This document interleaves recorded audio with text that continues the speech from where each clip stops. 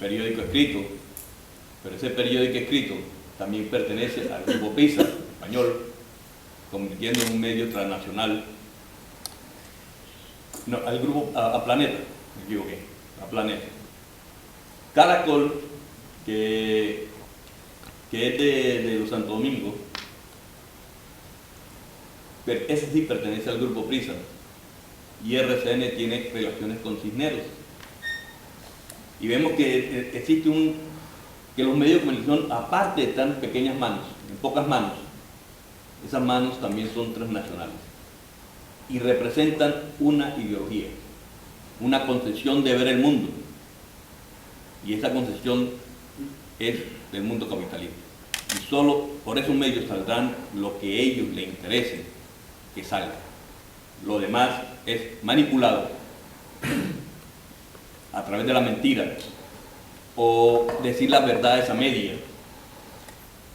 Si existe la negación, el ocultamiento de la noticia para que no conozcamos la realidad de un país, de un estado, de una situación. Y esto existe porque obedecen a una ideología concreta. ¿Cuándo son manipulados?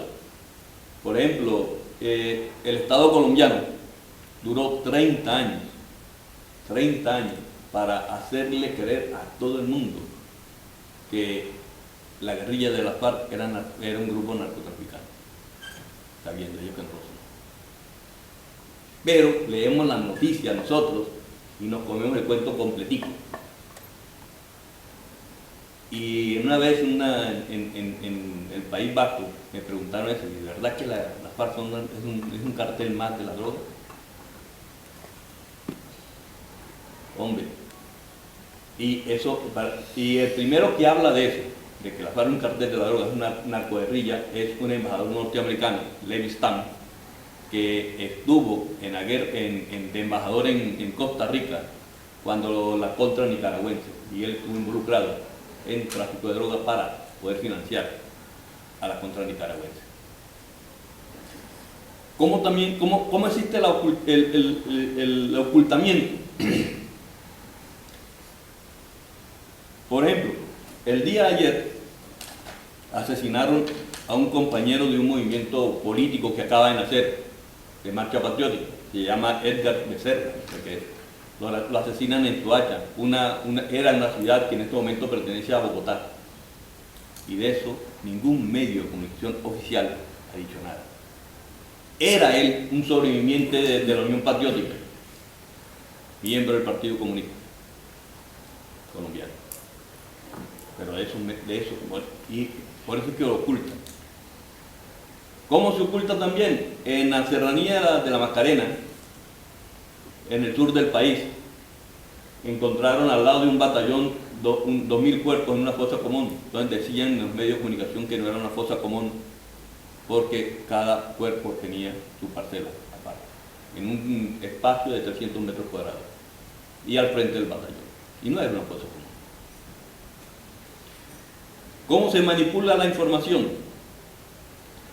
Cuando en el proceso del Caguán, la FARC tenía más de 300 soldados y militares presos como prisioneros de guerra. Un periodista llamado Jorge Enrique Botero, que trabajaba para esa época para Caracol, que hoy está trabajando con Telesur, hizo un video sobre esos prisioneros de guerra. Caracol, el día que lo había anunciado para emitir el programa, no lo presentan, no lo emiten, y lo que hacen es presentar imágenes tomadas de esas cárceles improvisadas en el monte, con imágenes tomadas en los campos de concentración de Hitler, transformando toda una realidad. ¿Sí?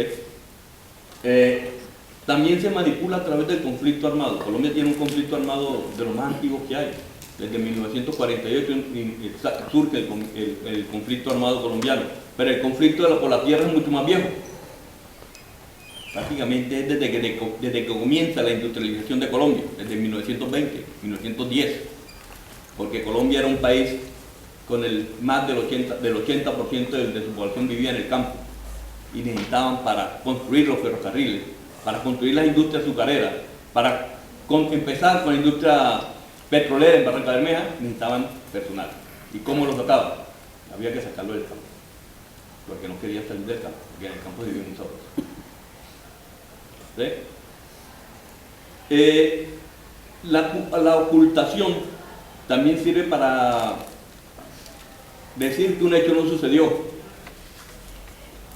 En 1928, 6 de diciembre de 1928, se da la masacre de las bananeras.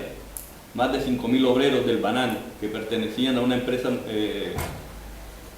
norteamericana, fueron asesinados por el ejército colombiano. Y de eso, el único que lo cuenta es García Márquez en 100 años de soledad. Y el único que dice que existió. Pero como es forma parte de una novela, deja de ser realidad, habiendo existido. Actualmente, en estos días, se están desarrollando otros nuevos diálogos, en el que el día de ayer la FARC anunciaron una tregua unilateral.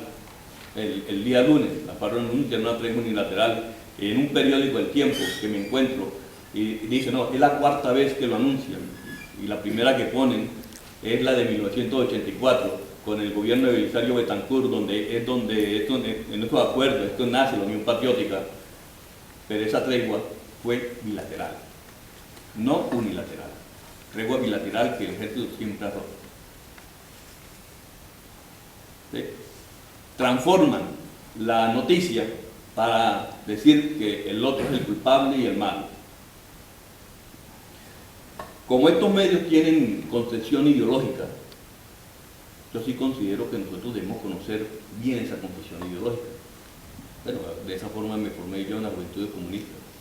Tenía que leerme las columnas de opinión del Tiempo, del Espectador, de Semana, de cuando existía Cambio.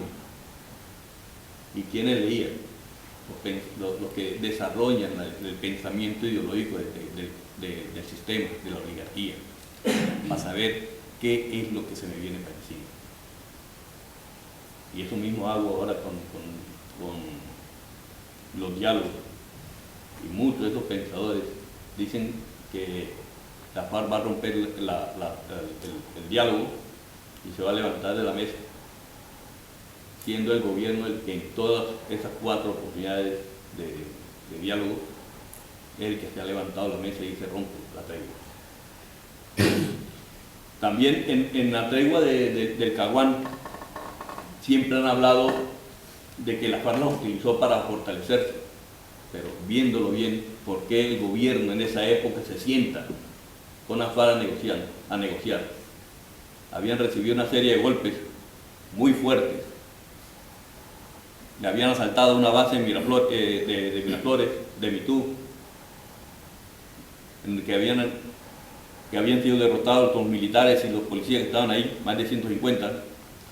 Habían asaltado a un batallón de contraguerrillas profesionales, hombres de acero que le llamaban en aquella época, 256 soldados, y de esos 256 soldados solo salieron 18 hombres, heridos muchos de ellos. El resto quedaron en el campo de batalla o fueron capturados como prisioneros de guerra. Habían asaltado una torre de transmisión a 4.000 metros de altura y se habían llevado los 18 soldados que estaban ahí. Venía de recibir una serie de golpes muy fuertes y necesitaban hacerle una reingeniería al ejército colombiano. Esa reingeniería implicaba más hombres, más armas, más dinero. En este momento, en la guerra colombiana se gasta casi el 7% del Producto Interno Bruto. 22.000 millones de dólares anuales. Y eso es demasiado dinero. 18 millones de dólares a diario. Y eso es demasiado dinero. Por eso yo sí estoy de acuerdo en que hay que leer. Hay que leer para conocer su concepción, porque estos medios, que son monopólicos, y aparte con un monopolio transnacional, obedecen a la condición capitalista, y si no nos cuidamos, si no hacemos algo, nos convencen, hasta nos convencen a nosotros mismos de que el malo es el palestino que se pone una bomba porque es la única forma de defender, de hacer algo, o es el saharaui que de pronto también lo haga, o que diga porque le han asesinado a toda la familia hay que matar al rey, al marroquí, o es el colombiano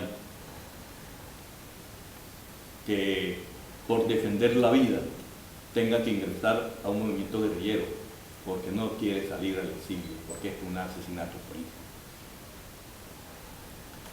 Lo digo por Simón Trinidad, guerrillero de la FARC, que está preso actualmente en Estados Unidos, fue de la Unión Patriótica,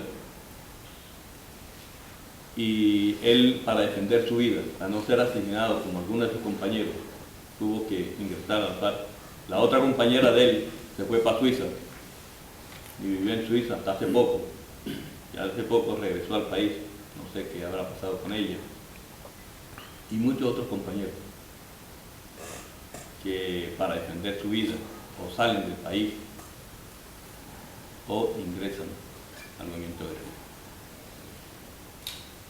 Entonces, lo último que quería decirle es que de verdad tenemos que crear estos medios donde se cuente la realidad de los pueblos, otros medios que existen y que son perseguidos.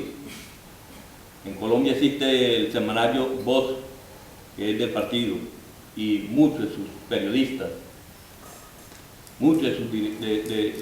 su último director, que fue Manuel Cepeda Vargas, fue asesinado siendo senador de la Unión Patriótica y era el director de Voz. Hoy su director, Carlos Lozano, también está siendo amenazado por decir una realidad diferente. Cuando yo andaba vendiendo el periódico me tocaba esconderme de los policías, y era un periódico oficial, legal, con licencia del Ministerio de Comunicación. Y ayudar a que se conozcan estos medios, ¿no? En Colombia existe uno llamado RPASUR, y por contar otra verdad y otra realidad son perseguidos porque son miembros de la guerrilla. Toda persona en Colombia que hable diferente a lo que digan los Santos, los Santo Domingo, el Grupo Prisa, los Planetas, es miembro de la guerrilla y por eso hay que perseguirlo. El movimiento Marcha Patriótica, que es un movimiento que surge de la unión de 1.800 organizaciones de base, entre sindicatos, negritudes, indígenas, políticos y otro tipo de organizaciones sociales, es perseguido porque no le gusta al Estado, porque en Bogotá, en los días que se inauguró este movimiento, llegaron casi 200.000 personas, y el congreso que hubo fue de 5.000 personas, autorizadas con voz y voto. Como existen estos movimientos, entonces el Estado le da miedo y no quiere que surja otra realidad que ellos la han manipulado y la cuentan con su versión.